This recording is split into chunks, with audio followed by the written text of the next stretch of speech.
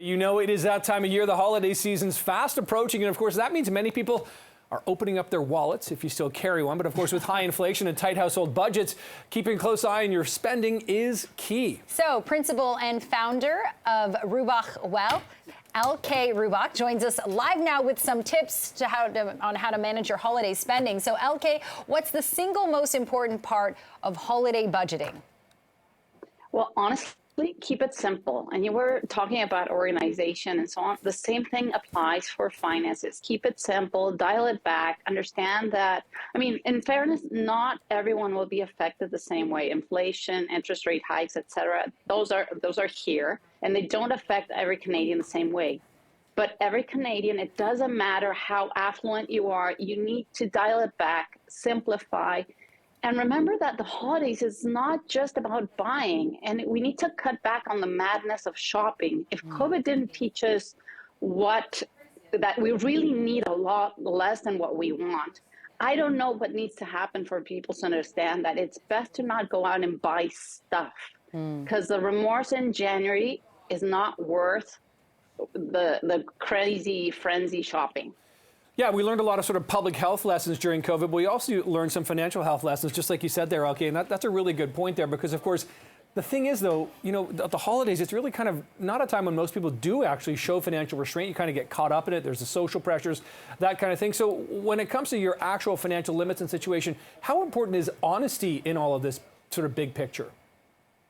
Well, if you're lying to yourself, that's a bad starting point. You have to be honest. You need to understand your spending, not just your Christmas or holiday spending. It's what is important that you need to afford. What is the non-discretionary spend in your lifestyle?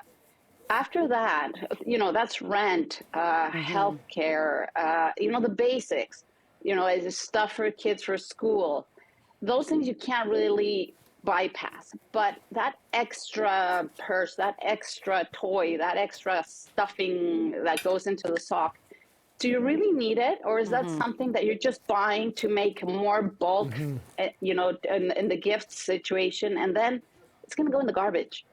So don't lie to yourself. Yeah. Right, and it's not good for the environment, the packaging, the plastic, the toys. So for parents, you know, like Nick and I, we have young kids, and holiday is all about making them happy. And of course, you know, they're probably a little spoiled, used to getting multiple toys. How do we talk to young children, teens, kids, about the fact that we're trying to save and they can't get everything they want this holiday season? Well, here's the thing. It's again, dialing back. Actually, taking advantage of Financial Literacy Month. There is no financial literacy in schools. So this is the best opportunity you have to talk to your kids about it and say, hi guys, you've been listening to the news and they're talking about inflation. Let me tell you what this means. Our money can buy less. Okay, so for this holiday season, let's pick 1, 2, or 3, or depending on what your capacity is, so you have to do the exercise first. What are the things that you really, really, really want?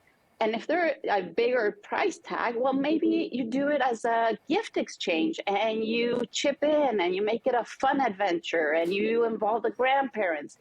There's zero benefit in adding junk, because we all know that at the end of the day, kids end up playing with pots and pans. Yeah. And they love the boxes. Yeah. So we know it, yet we do it. So let's take this opportunity to give them the best gift of financial literacy, the importance of budgeting, the importance of keeping it simple. Yeah, that's the gift. It's life-changing. Yeah, it keeps on giving throughout your lifetime, that's for sure. LK Rubach, really appreciate the tips this morning. Thanks for being here. Thank you. My pleasure.